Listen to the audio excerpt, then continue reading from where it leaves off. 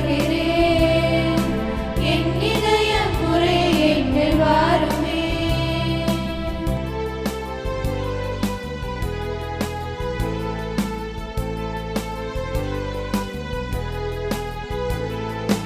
காலங்கள் மாறலாம், கோலங்கள் மாறலாம், காற்று செய்ய மறக்கலாம், கடல் செய்ய மறக்கலாம்.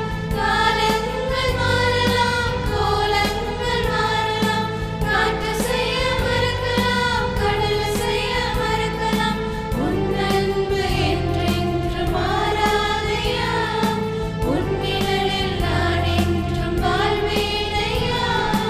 உன் இதய வாசல் தேடி வருகிறேன். என் இதய முறையை என்னில் வாருமே. உன் இதய வாசல் தேடி வருகிறேன். என் இதய முறையை என்னில் வாருமே. தந்தை மகன் தூயாவியாரின் பெயராலே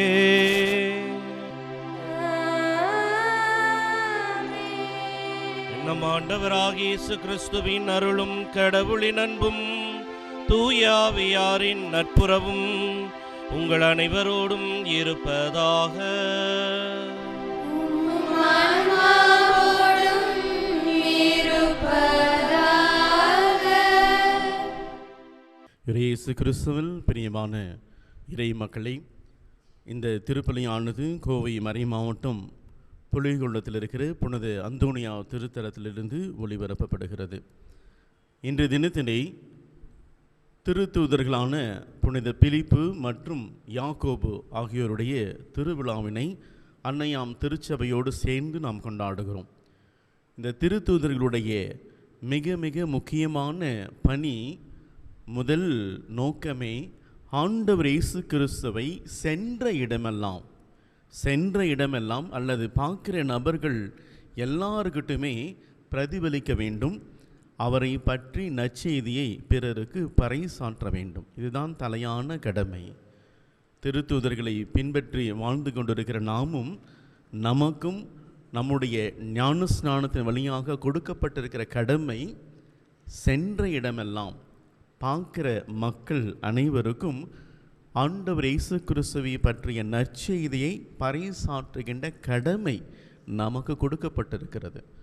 ஆகவே தான் புனித சின்ன அழகாக சொல்லுவார், நற்செய்தியை அறிவிப்பது என்னுடைய தலையான கடமை. ஆகவே அன்பு மக்களை, இந்த திருப்பலியை ஒப்புக் கொடுப்போம்.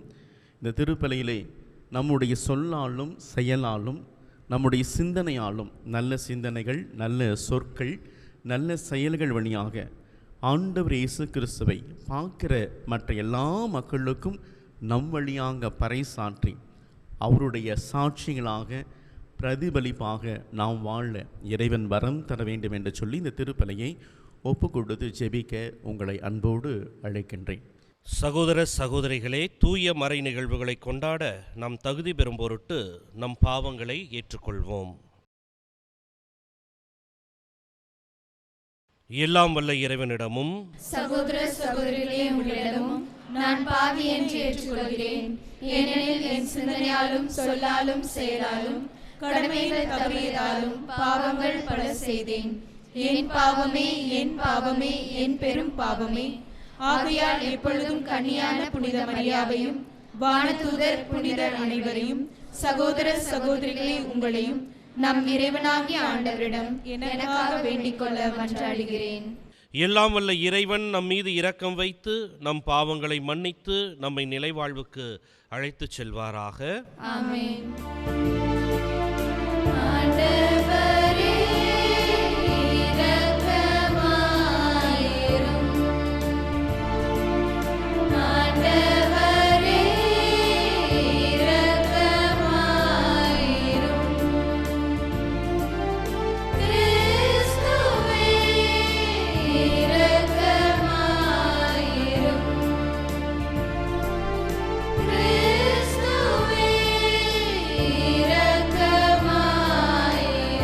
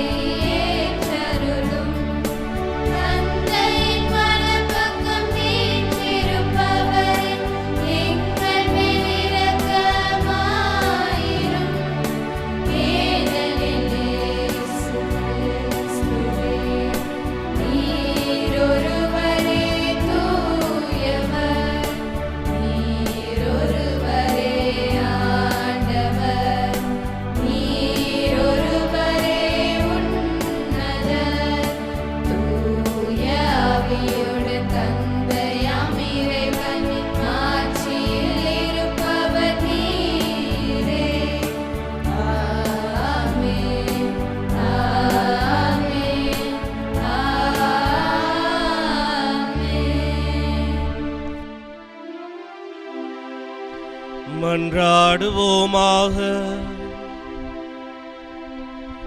இறைவா, திருத்தூதர்களான பிலிப்பு, யாக்கோப்பு ஆகியோரின் ஆண்டு விழாவால் எங்களை மகிழ்விக்கின்றீரே. அவர்களுடைய வேண்டுதலால் ஒரே திருமகனின் பாடுகளினாலும் உயிர்ப்பினாலும் பங்கு பெற்று என்றும் உம்மை காணும் பேற்றையடைய நாங்கள் தகுதி பெறுவோமாக. உம்மோடு தூயாவியாரின் ஒன்றிப்பில் இறைவனாய் என்றென்றும் வாழ்ந்து ஆட்சி செய்கின்ற அவர் வழியாக உம்மை மன்றாடுகின்றோம்.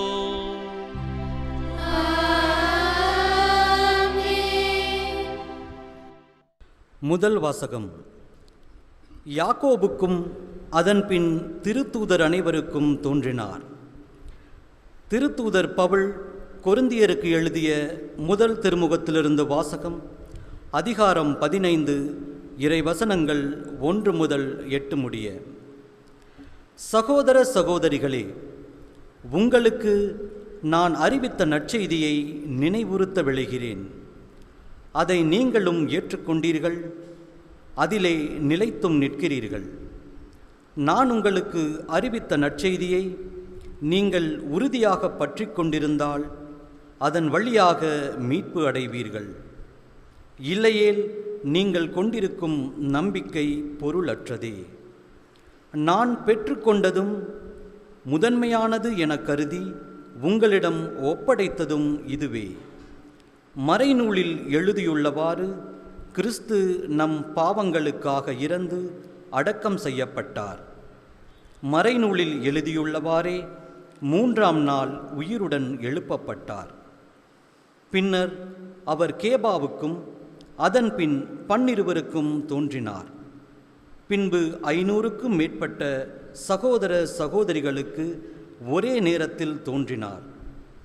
அவர்களுள் பலர் இன்னமும் உயிரோடு இருக்கின்றனர், சிலர் இறந்துவிட்டனர்.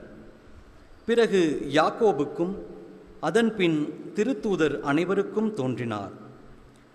எல்லோருக்கும் கடைசியில் காலம் தப்பி பிறந்த குழந்தை போன்ற எனக்கும் தோன்றினார்.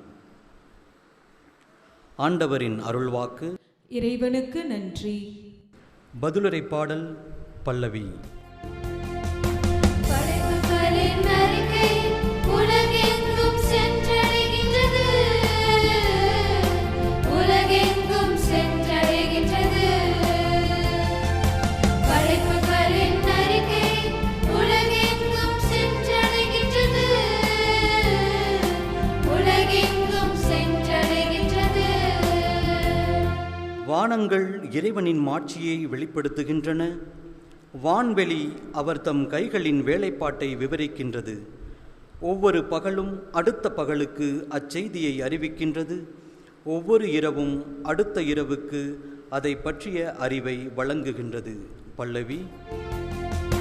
படைப்புகளின் அறிக்கை உலகெங்கும் சென்றடைகின்றது, உலகெங்கும் சென்றடைகின்றது. படைப்புகளின் அறிக்கை உலகெங்கும் சென்றடைகின்றது, உலகெங்கும் சென்றடைகின்றது. அவற்றிற்கு சொல்லுமில்லை, பேச்சுமில்லை, அவற்றின் குரல் செவியில் படுவதும் இல்லை. ஆயினும் அவற்றின் அறிக்கை உலகெங்கும் சென்றடைகின்றது. அவை கூறும் செய்தி உலகின் கடையெல்லை வரை எட்டுகின்றது. இறைவன் அங்கே கதிரவனுக்கு ஒரு கூடாரம் அமைத்துள்ளார். பல்லவி. படைப்புகளின் அறிக்கை உலகெங்கும் சென்றடைகின்றது, உலகெங்கும் சென்றடைகின்றது. படைப்புகளின் அறிக்கை உலகெங்கும் சென்றடைகின்றது, உலகெங்கும் சென்றடைகின்றது.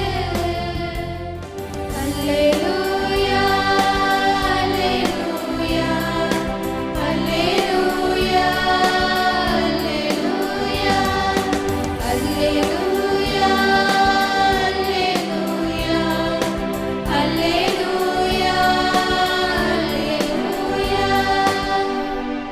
வழியும் உண்மையும் வாழ்வும் நானே. பிலிப்பே, என்னை காண்பது தந்தையை காண்பது ஆகும் என்கிறார் ஆண்டவர். அல்லேலூயா. அல்லேலூயா, அல்லேலூயா, அல்லேலூயா, அல்லேலூயா. ஆண்டவர் உங்களோடு இருப்பாராக. உம் ஆன்மாவோடும் இருப்பாராக. யோவான் எழுதிய தூய நற்செய்தியிலிருந்து வாசகம். ஆண்டவரே, மாட்சி உமக்கே. அக்காலத்தில் இயேசு தோமாவை நோக்கி, வழியும் உண்மையும் வாழ்வும் நானே. என் வழியாயன்று எவரும் தந்தையிடம் வருவதில்லை.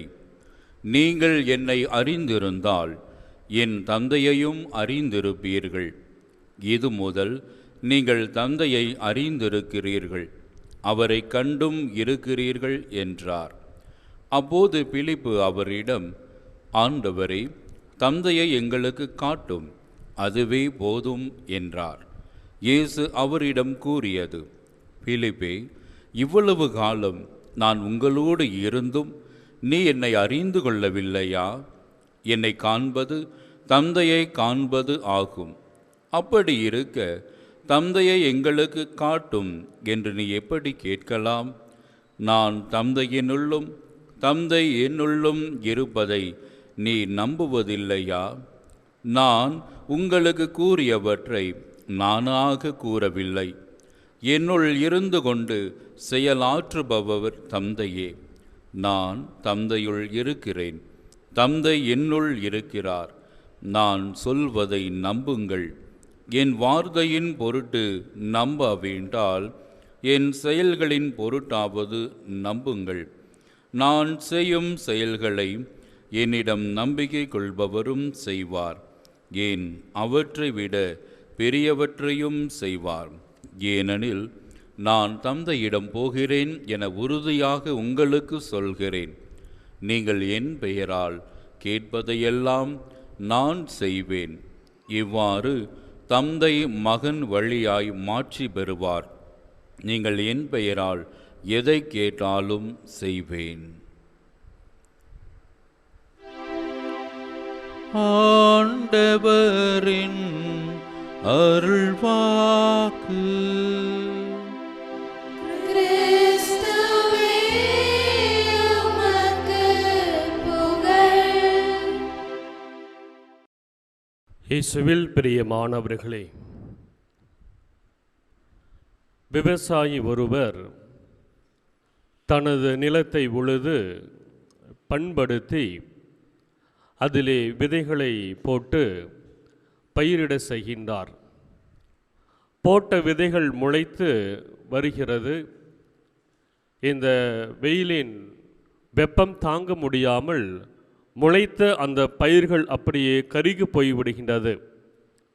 அப்போ அந்த விவசாயி கடவுளை பார்த்து கேட்கின்றார், ஏன் கடவுளே, எங்கிட்ட இருக்குது கொஞ்சம் நிலம், அதையும் நான் கடினப்பட்டு உழைத்து விதை விதைத்து முளைத்து வந்தது, இப்படி கடினமான வெயிலின் காரணமாக, வெப்பத்தின் காரணமாக முளைத்த பயிர்கள் எல்லாம் கருகி போயிற்றே, இது நியாயமா அப்படின்னு சொல்லி விவசாயி கடவுளிடத்திலே கேட்கிறார். அப்போ கடவுள் சொல்கிறாரு, இது சரி செய்ய என்ன செய்யலாம் என்று கேட்டபோது, இந்த கால சூழலையெல்லாம் கட்டுப்படுத்தக்கூடிய வரத்தை எனக்கு தாரும் என்று சொல்லி விவசாயி கடவுளிடத்திலே கேட்கிறார். கடவுளும் சரி, நீ சொன்னபடியே இந்த கால சூழலை கட்டுப்படுத்திக்கொள் என்று சொல்லி கடவுள் அவனுக்கு அந்த வரத்தை கொடுக்கின்றார். அதே போல் அந்த விவசாயி மீண்டுமாக நிலத்தை உழுது பண்படுத்தி விதை விதைக்க செய்கின்றார். பயிர் முளைத்து வருகிறது. அப்போது அது வெயிலிலே கருகி போய்விடாமல் இருப்பதற்காக மேகத்தை கொண்டு வந்து அது நிழலாக வைக்குமாறு வேண்டுகின்றான். அதே போல் நிழல் வந்து அந்த பயிரை கருகி விடாமல் காத்து கொள்கிறது. வளர்ந்து வருகின்ற போது பயிருக்கு தண்ணீர் தேவைப்படுகிறது. ஆகவே நல்ல மழை வேண்டும் என்று சொல்லி அவன் கேட்கின்றான். உடனே மழை பெய்கிறது. ஆகவே இப்படியாக அந்த பயிர் முளைத்து நல்ல செழிப்பாக வளர்ந்து இருக்கிறது. பார்ப்பதற்கு பச்சை பசிலேன் என்று அந்த பயிர் முளைத்திருக்கின்றது. அறுவடை நெருங்கி வருகின்றது. அப்போது அந்த விவசாயி அந்த அறுவடை செய்வதற்காக நிலத்துக்கு போகின்றான். அந்த ஒவ்வொரு செடியை பார்க்கின்ற போதும் அதில் எந்த விதமான கதிர்களோ எந்த விளைச்சலும் இல்லை. அப்போது விவசாயி கடவுளிடத்தை கேட்டார், எல்லாம் நல்லா தானே செஞ்சேன், விதைக்கு தேவையான நிழலை கொடுத்திருக்கின்றேன், நீரை கொடுத்திருக்கின்றேன், வளத்தை போட்டிருக்கின்றேன், இருந்தாலும் இந்த பயிர் கொடுக்கவில்லையே என்று சொன்னபோது கடவுள் சொன்னாராம், நீ இந்த பயிருக்கு தேவையான அனைத்து ஊட்டச்சத்துக்கள் பாதுகாப்பை எல்லாம் கொடுத்தாய். ஆனால் அந்த பயிரானது கால சூழல் வாழ்க்கையினுடைய சவால்களை சந்திப்பதற்கு நீ அவற்றுக்கு எந்த சூழலையும் கொடுக்கவில்லை என்று சொல்லி கடவுள் சொன்னாராம். புயல் அடிக்கின்ற போது அல்லது காற்று அடிக்கின்ற போது அந்த காற்றை எதிர்கொள்ளக்கூடிய திறனை உன்னுடைய பயிர் இழந்து விட்டது. பெரிய புயல் வருகின்ற போது, அது வெள்ளம் வருகின்ற போது அதை தாங்கிக் கொள்ளக்கூடிய, அதை சந்திக்கக்கூடிய திறனை உன்னுடைய பயிரானது இழந்து விட்டது. ஆகவே தான் அது பார்ப்பதற்கு நல்ல செழித்திருந்தது, ஆனால் அது விளைச்சலை தரக்கூடிய சூழலில் அது உருவாகவில்லை. ஏனென்றால் நீ அப்படி அதை வளர்த்து விட்டாய் என்று சொல்லி கடவுள் சொன்னாராம். இயேசுவில் பிரியமானவர்களே, கடவுள் நம்மை அறிந்திருக்கின்றார். ஆகவே கடவுளுடைய கரத்திலே நமது வாழ்வை ஒப்பு கொடுக்கின்ற போது நமது வாழ்வுக்கு என்ன தேவை, எது தேவை, எப்போது தேவை என்று கடவுள் அந்தந்த காலத்தில் குறித்த காலத்தில் நமக்கு தேவையானவற்றை செய்வார். அதுக்கு நாம் என்ன செய்ய வேண்டும்? கடவுளை நாம் முழுமையாக அறிந்து கொள்ள வேண்டும். கடவுளுடைய கரத்திலே நம்மை ஒப்பு கொடுக்க வேண்டும். அப்போது கடவுள் நமக்கு வகித்திருந்த திட்டத்திலே அதை நிறைவேற்றும்படியாக அனைத்து ஆசீர்வாதங்களை கொடுப்பார் என்று சொல்லி இந்த திருத்தூதர்களான புனித பிலிப்பு, புனித யாக்கோபு நமக்கு கற்றுத்தருகின்றார்கள். புனித பிலிப்பு இயேசுவினுடைய உயிர்ப்புக்கு பிற்பாடு அவர் சிரியா, கிரேக்கா, பெர்ஜியா என்கின்ற அந்த இடங்களில் சென்று பணி செய்கின்றார். புனித பிலிப்பு ஆண்டவர் இயேசுவால் நேரடியாக அழைக்கப்பட்ட முதல் திருத்தூதர் என்கின்ற பெருமையை பெறுகின்றார். இவர் பெர்ஜியா அந்த பகுதியிலே அவர் பணி செய்கின்ற போது அந்த பகுதியில் வாழ்ந்த மக்கள் ஒரு சிலர் கருநாகத்தை வழிபட்டு கொண்டிருந்தார்கள். ஆகவே இந்த கருநாக வழிபாட்டை நிறுத்த வேண்டும் என்பதற்காக புனித பிலிப்பு அங்கு சென்று சிலுவையை வைத்து கொண்டு இயேசுவினுடைய வல்லமையால் அந்த கருநாகத்தை வெளியேற்றுகின்றார். அவ்வாறு அந்த கருநாக வெளியே செல்லுகின்ற போது அங்கிருந்த மக்கள் மீது விஷத்தை அது பாய்ச்சி விட்டு செல்கிறது. அதே போல் அந்த நாட்டினுடைய அரசனுடைய மகன் மீதும் அந்த விஷமானது பாய்ச்சப்படுகிறது. ஆகவே இதனால் அந்த மக்கள் எல்லோரும் இறந்து விடுகின்றார்கள். ஆனால் புனித பிலிப்பு அவர்களை மீண்டுமாக உயிர் பெற செய்கின்றார். இப்படியாக அந்த பெர்ஜியா நகரிலே இயேசுவினுடைய அந்த வல்லமையை வைத்து கொண்டு இயேசு குறித்த நற்செய்தி அவர் வழங்கினார். ஆனால் இந்த கருநாகத்தை வழிபட்ட அந்த பக்தியை பரப்பியவர்கள் இவர் மீது காழ்ப்புணர்ச்சி கொண்டு வெறுப்பு கொண்டு இவரை கல்லால் எறிந்து கொள்கின்றார்கள். மீண்டுமாக அவரை சிலுவையில் அறைந்து அவரை கொள்ளுகின்றார்கள். புனித பிலிப்பு ஆண்டவரை முற்றிலுமாக அறிந்து வைத்திருந்தார். ஆண்டவர் இயேசுவினுடைய நற்செய்தி எப்படி அறிவிக்க வேண்டும் என்பதை குறித்து அவர் முழுமையாக அறிந்திருந்தார். ஆகவே தனது வாழ்வை முழுவதுமாக ஆண்டவருடைய கரத்திலே ஒப்பு கொடுத்தார். ஆண்டவர் அவரை முழுமையாக பயன்படுத்தினார். ஆகவே புனித பிலிப்பு என்பவர் இயேசுவை அறிந்தார், இயேசுவை அறிமுகம் செய்தார். புனித பிலிப்பு நத்தனேல் என்பவருக்கு இயேசுவை குறித்து சொல்லுகின்றார். வந்து பாரும் என்று சொல்லி புனித நத்தனேலுவை ஆண்டவர் இயேசுவிடத்திலே புனித பிலிப்பு கொண்டு வருகின்றார். அறிந்த புனித பிலிப்பு இயேசுவை பிறருக்கு அறிவிக்கின்றார். இன்னும் ஒரு சில சூழலிலே கிரேக்கர்கள் இயேசுவை சந்திக்க வருகின்றார்கள், வாருங்கள் என்று சொல்லி அவர்களோடு உரையாடி இயேசுவை குறித்த செய்தியை சொல்லி இயேசுவிடத்திலே கிரேக்கர்களை புனித பிலிப்பு கொண்டு வந்து அறிமுகம் செய்கின்றார். புனித பிலிப்பிடம் இருக்கின்ற அதே அந்த அறிதலை நாமும் கொண்டிருக்க இந்த திருத்தூதர் நமக்கு அழைப்பு கொடுக்கின்றார். நாம் இயேசுவை அறிந்திருக்கின்றோமா, அறிந்த இயேசுவை நாம் பிறருக்கு அறிவிக்கின்றோமா என்கின்ற கேள்வியை இந்த திருத்தூதர் நம்மிடத்திலே எழுப்புகின்றார். புனித யாக்கோபு என்பவர் சிறிய யாக்கோபு என்று அழைக்கப்படுகின்றார். அல்பேயின் மகன் என்ற இந்த யாக்கோபு இயேசுவையினுடைய உறவினர். புனித யூதா ததை என்கின்ற திருத்துதனுடைய உறவினராக இருக்கின்றார். அவை புனித யாக்கோபு இயேசுவை போல தூய்மையாக இருந்தார், இயேசுவை போல நசரேனாக இருந்தார். தலை மலிக்கவோ அல்லது திராட்சை மதுவை அருந்தவோ இது போன்ற காரியங்கள் எதுவுமே அவர் செய்யவில்லை. தூய்மையாக இருந்தார், நேர்மையாக இருந்தார். ஆகவே இவரும் இயேசுவை குறித்த நற்செய்தி அறிவித்தார். இவரும் கல்லால் எறிந்து கொல்லப்பட்டார். இவர்கள் இருவருமே இயேசுவுக்காக இரத்தம் சிந்தி தனது நம்பிக்கையை வெளிப்படுத்துகின்றார்கள். நாம் எதற்காக படைக்கப்பட்டிருக்கிறோம் என்ற கேள்வியானது சின்ன குறிப்பிட்டதில் நாம் படித்திருக்கின்றோம். கடவுள் நம்மை படைத்தது அவரை அறிய, அன்பு செய்ய, அதனால் அவருடைய நிலைவாழ்வை பெற்றுக்கொள்ள என்று சொல்லி நாம் படித்திருக்கின்றோம். முதலாக நாம் இயேசுவை அறிந்து கொள்ள நாம் என்ன செய்கின்றோம்? அறிதல் என்பது மனது அளவில் அல்ல, மாறாக இதயத்தின் அளவில் நாம் ஆண்டவர் இயேசுவை நாம் அறிந்து கொள்ள வேண்டும். இன்று நாம் ஒருவரை அறிந்திருக்கின்றோமா என்கின்ற கேள்வி எழுப்புகின்ற போது, அது திருமணமான வாழ்க்கையாக இருக்கின்ற போது கணவன் மனைவியாக வாழ்கின்றவர்கள் ஒருவர் மற்றவரை அறிந்திருக்கின்றார்களா என்ற கேள்வி எழுப்புகின்ற போது அதில் முழுமையாக அறிந்த ஒரு நிலைப்பாடு இல்லை. கல்யாணமாகி 25 ஆண்டுகளாக இருக்கலாம், 50 ஆண்டுகளாக இருக்கலாம். இருந்தாலும் ஒருவரை புரிந்து கொண்ட அறிந்து கொண்ட ஒரு வாழ்க்கை வாழ்கின்றார்களா என்கின்ற போது அது ஒரு கேள்வியாக இருக்கின்றது. ஆகவே கேட்கின்ற போது அவர்கள் சொல்லுவார்கள், எனது மனைவிக்கு நான் என்ன குறை வைக்கல, எல்லாம் செய்து கொடுக்கிறேன், குடிசை வீட்டிலிருந்தோம் இப்போது பெரிய பங்களா கட்டி காரில் வாழ்ந்து கொண்டிருக்கிறோம், எல்லா வசதிகளும் செய்து கொண்டிருக்கிறோம் என்றெல்லாம் சொல்லி தனது அறிதலை வெளிப்படுத்துகின்றார்கள். ஆனால் அது உண்மையான அறிதலா என்று கேட்கின்ற போது மனைவிடத்தில் கேட்டால் அவர்கள் கண்ணீரும் கம்பளையுமாக நிறைய சொல்லுவார்கள்.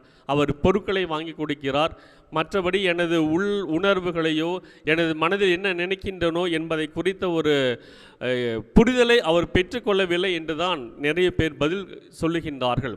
ஆகவே அறிதல் என்பது ஹெட் லெவல் அல்ல, மாறாக ஹார்ட் லெவலில் இதயபூர்வமாக ஒருவர் மற்றவரை நாம் அறிகின்ற போது அவருடைய வாழ்க்கை சூழலை நாம் புரிந்து கொள்வோம். அந்த வாழ்க்கை சூழலில் வருகின்ற சவால்களை சந்திப்பதற்கு நாமும் நற்செய்தியின் தூதுவர்களாக ஒவ்வொருடைய வாழ்க்கையில் நாம் இருப்போம் என்பதை இந்த விழா நமக்கு அழைப்பை கொடுக்கின்றது.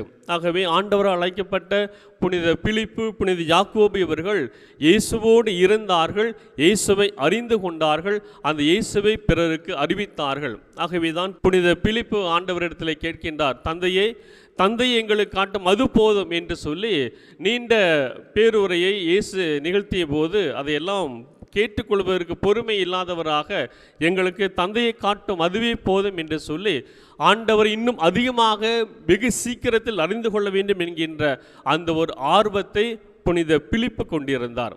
ஆகவே நாமும் நமது கிறிஸ்தவ வாழ்வில் ஆண்டவர் இயேசுவை அறிந்திருக்கின்றோமா, அறிந்த இயேசுவை நமது நம்பிக்கையின் வழியாக பிறருக்கு நாம் கொடுக்கின்றோமா என்கின்ற கேள்வியை இந்த திருவிழா நமக்கு கேள்வி எழுப்புகின்றது. ஆகவே தான் இயேசு மீண்டும் மீண்டுமாக இந்த நற்செய்தியிலே சொல்லுகிறான், நான் தான், என்னை நம்புங்கள், எனது வார்த்தையின் பொருட்டாவது நம்பவிட்டாலும் பரவாயில்ல, என்னை செயல்களை பார்த்தாவது நம்புங்கள் என்று சொல்லி என்னை நம்புங்கள் என்று சொல்லி ஆண்டவர் இயேசு தனது சீடர்களுக்கு மட்டுமல்ல நமக்கும் அந்த செய்தியை கொடுக்கின்றார். உனது வாழ்வில் நான் பல அரும்பெரும் காரியங்களை செய்து கொண்டு தான் இருக்கின்றேன், நீ இருப்பதும் இயங்குவதும் என்னால் தான்.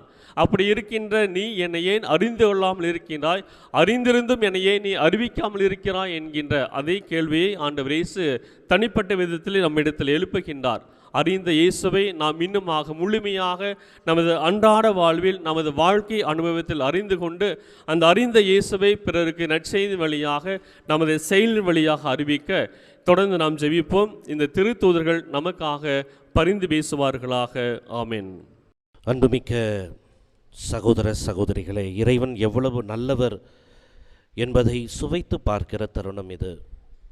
ஆகவே நம்பிக்கையோடு கூட நம் தேவைகளையும் நம்மளுடைய மன்றாட்டுகளையும் இறை பாதம் சமர்ப்பிப்போம்.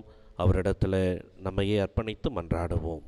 அன்பின் இறைவா, திருச்சபையின் தூண்களான திருத்தந்தை, ஆயர்கள், குருக்கள், துருவரத்தார் மற்றும் பொதுநிலையினருக்காக மன்றாடுகிறோம்.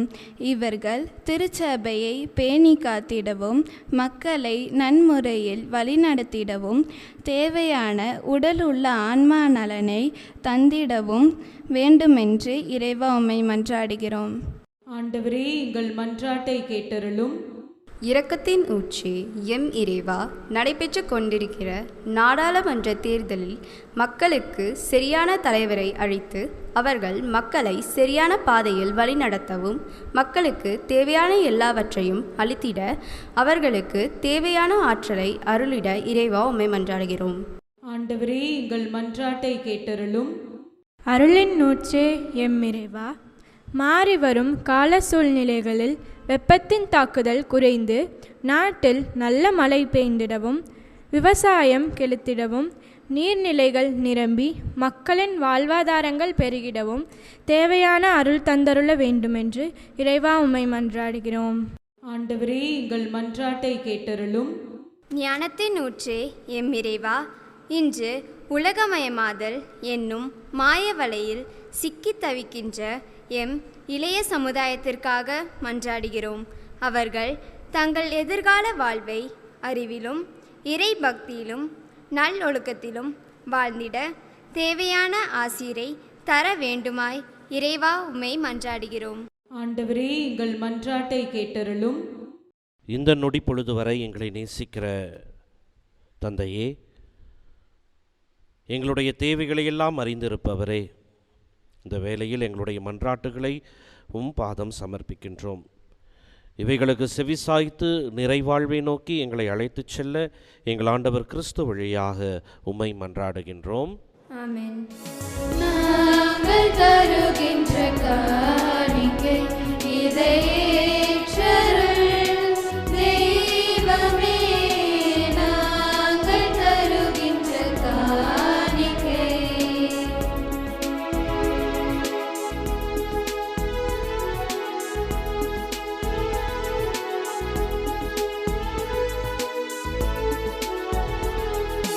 நிலையற்ற உலகம் நிலையென நினைத்து நிம்மதியின்றி வாழ்ந்திருந்தோம்.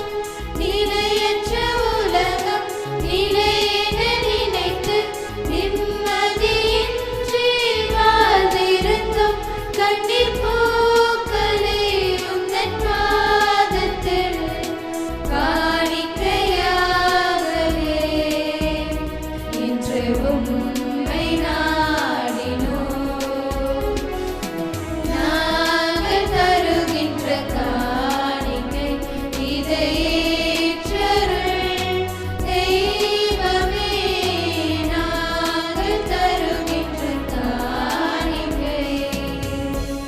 அன்புமிக்க சகோதர சகோதரிகளே, என்னுடையதும் உங்களுடையதுமான இந்த பலி எல்லாம் வல்ல தந்தையாகிய இறைவனுக்கு ஏற்றது ஆகும்படி மன்றாடுங்கள். ஆண்டவர் தமது பெயரை புகழ்ச்சிக்காகவும் ஆட்சிக்காகவும் நமது நன்மைக்காகவும் புனித திரு அவையின் அனைத்து நலன்களுக்காகவும் உமது கைகளிலிருந்து இப்படியே ஏற்றுக்கொள்வாராக. ஆண்டவரே, திருத்தூதர்களான பிலிப்பு யாக்கோப்பு ஆகியோரின் விழாவில் நாங்கள் கொண்டு வரும் காணிக்கைகளை ஏற்றருளும். அதனால் நாங்கள் தூய மாசற்ற வாழ்வு நடத்த அருள் புரிவீராக. எங்கள் ஆண்டவர் கிறிஸ்து வழியாக உம்மை மன்றாடுகின்றோம்.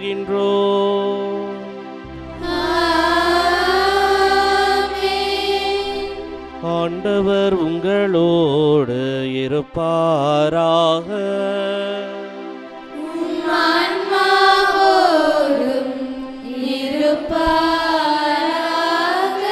இதயங்களை மேலே எழுப்புங்கள்.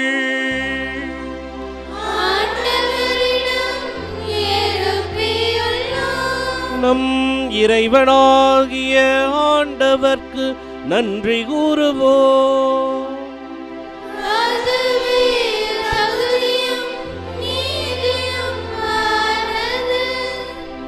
ஆண்டவரே, தூயவரான தந்தையே, என்றுமுள்ள எல்லாம் வல்ல இறைவா, எந்நாளும் எவ்விடத்திலும் நாங்கள் உமக்கு நன்றி செலுத்துவது மெய்யாகவே தகுதியும் நீதியுமாகும். எங்கள் கடமையும் மீட்புக்கு உரிய செயலுமாகும். என்றுமுள்ள ஆயரே, உமது மந்தையை நீர் கைவிட்டு விடாமல் புனித திருத்தூதர் வழியாக என்றும் கண்காணித்து வருகின்றீர். அதனால் அதனை ஆள்வதற்கு திருமகனின் பதிலாளியாகவும் மந்தையை வழிநடத்தும் முதன்மையாயர்களாகவும் நீர் அவர்களை நியமித்தீர். ஆகவே வானதூதர் முதன்மை வானதூதரோடும் அரியணையில் அமர்வோர் தலைமை தாங்குவோரோடும் வான்படைகளின் அணிகள் அனைத்தோடும் சேர்ந்து நாங்கள் உமது மாட்சியை புகழ்ந்து பாடி முடிவின்றி பாடுவதாவது: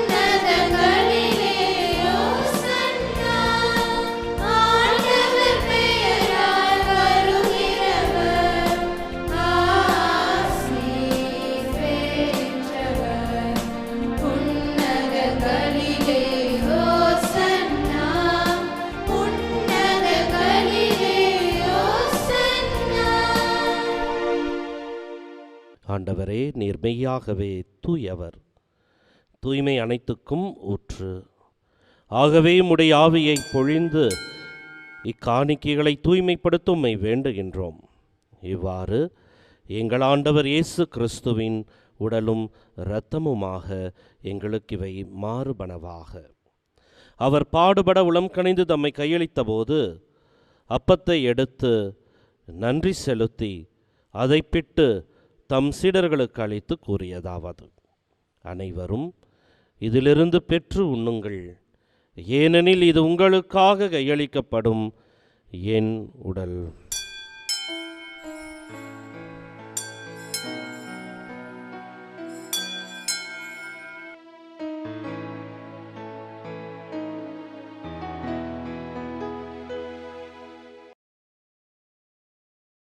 அவ்வண்ணமே இரவு விருந்தை அருந்திய பின் கிண்ணத்தையும் எடுத்து மீண்டும் உமக்கு நன்றி கூறி தம் சீடர்களுக்கு அளித்து அவர் கூறியதாவது: அனைவரும் இதிலிருந்து பெற்று பருகுங்கள், ஏனெனில் இது புதிய நிலையான உடன்படிக்கைக்குரிய இரத்தத்தின் கிண்ணம்.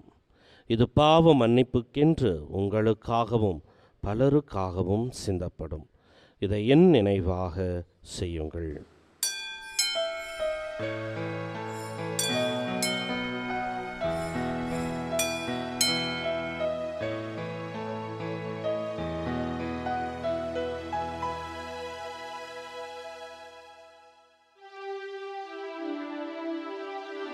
நம்பிக்கையின் மறைபொருள்.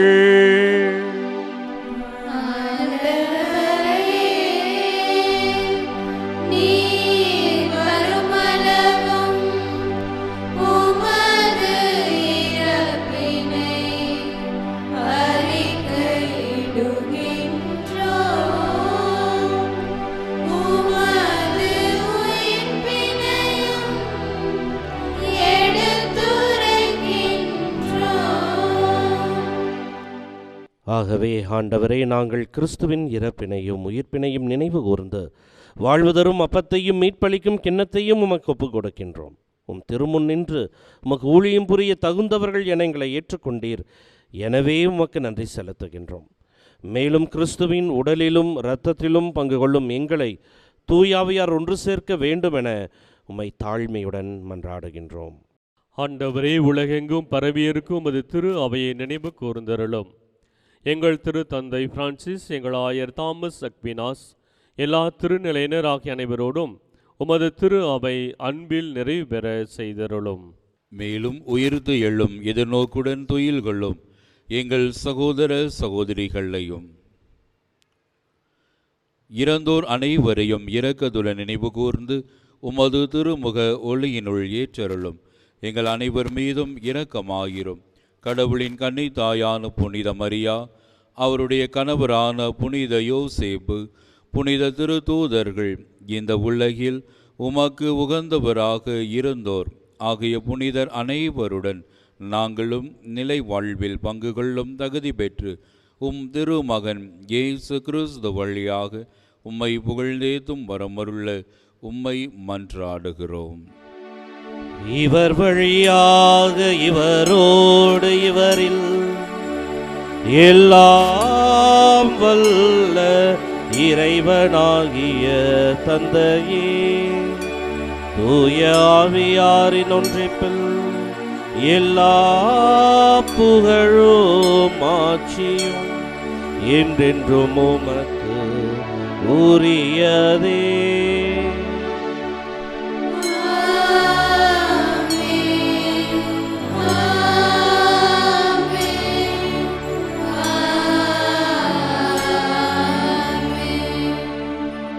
மீட்பரின் கட்டளையால் கற்பிக்கப்பட்டு இறைபடிப்பினையால் பயிற்சி பெற்றிருக்கிற நாம் துணிந்து ஜெபிப்போம். விண்ணுலகில் இருக்கிற எங்கள் தந்தையே, உமது பெயர் தூயது என போற்ற பெறுக. உமது ஆட்சி வருக. உமது திருவுளம் விண்ணுலகில் நிறைவேறுவது போல மண்ணுலகிலும் நிறைவேறுக. எங்கள் அன்றாட உணவை இன்று எங்களுக்கு தாரும்.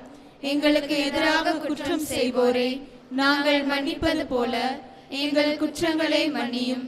எங்களை சோதனைக்கு உட்படுத்தாதேயும், தீமையிலிருந்து எங்களை விடுவித்தருளும். ஆண்டவரே, தீமை அனைத்திலும் இருந்து எங்களை விடுவித்து எங்கள் வாழ்நாளில் அமைதியை கனிவுடன் அருளும் உம்மை மன்றாடுகிறோம். உமது இரக்கத்தின் உதவியால் நாங்கள் பாவத்திலிருந்து எப்போதும் விடுதலை பெற்று யாதொரு கலக்கமுமின்றி நலமாயிருப்போமாக. நாங்கள் எதிர்நோக்கி இருக்கும் பேரின்பத்துக்காகவும் எம் மீட்பராகிய இயேசு கிறிஸ்துவின் வருகைக்காகவும் காத்திருக்கின்றோம். ஏனெனில் ஆட்சியும் வல்லமையும் மாட்சியும் என்றென்றும் உமதே. ஆண்டவரே இயேசு கிறிஸ்துவே, அமைதியை உங்களுக்கு விட்டுச் செல்லுகிறேன், என் அமைதியை உங்களுக்கு அளிக்கிறேன் என்று உம்முடைய திருத்தூதர்களுக்கு மொழிந்தீரே. எங்கள் பாவங்களை பாராமல் உமது திரு அவையினுடைய நம்பிக்கையை கண்ணோக்கி உமது திருவுளத்திற்கு ஏற்ப அதற்கு அமைதியையும் ஒற்றுமையையும் அளித்தருள்வீராக. என்றென்றும் வாழ்ந்து ஆட்சி செய்கின்றவர் நீரே. ஆண்டவருடைய அமைதி உங்களோடு என்றும் இருப்பதாக, உம் ஆன்மாவோடும் இருப்பதாக. ஒருவருக்கொருவர் அமைதியை பகிர்ந்து கொள்வோம்.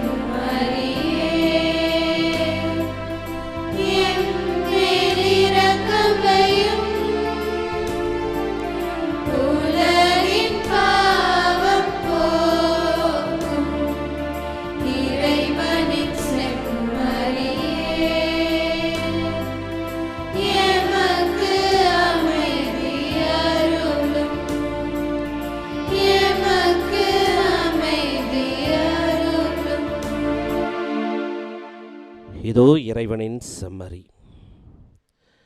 இவரை அறிந்து இவரை அறிவிக்கவே நாம் ஒவ்வொருவரும் இதோ இந்த விருந்தின் வழியாக அழைக்கப்பட்டிருக்கிறோம். அழைக்கப்பட்டிருக்கிற நாம் அனைவரும் பேறு பெற்றோர். ஆண்டவரே, நீர் என்னிடத்தில் எழுதுவர், நான் தகுதியற்றவள். ஆனால் ஒரு வார்த்தை மட்டும் சொல்லியலும் எனது ஆன்மா நலமடையும்.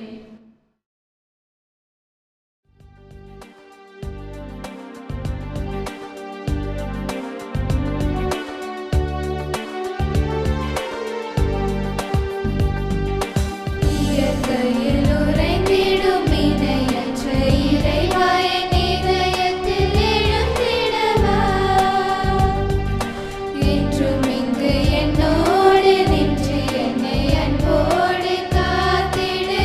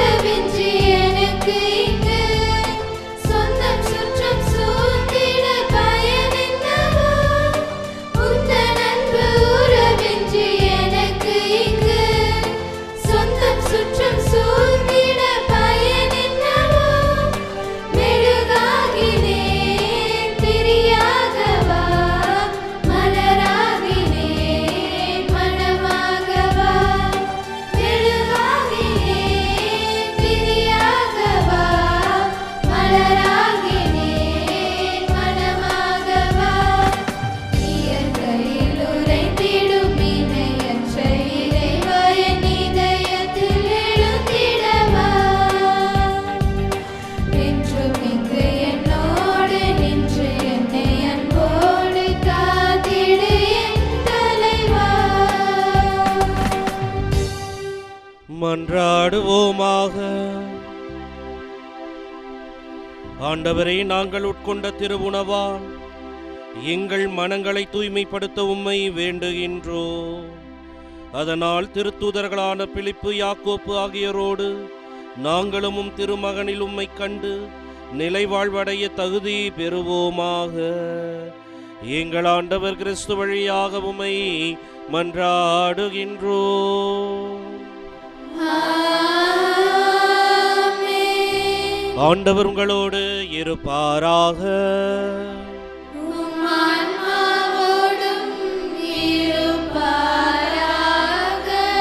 எல்லாம் வல்ல இறைவன் தந்தை, மகன், தூயாவியார் உங்கள் ஒவ்வொருவரையும் என்றும் ஆசீர்வதிப்பாராக.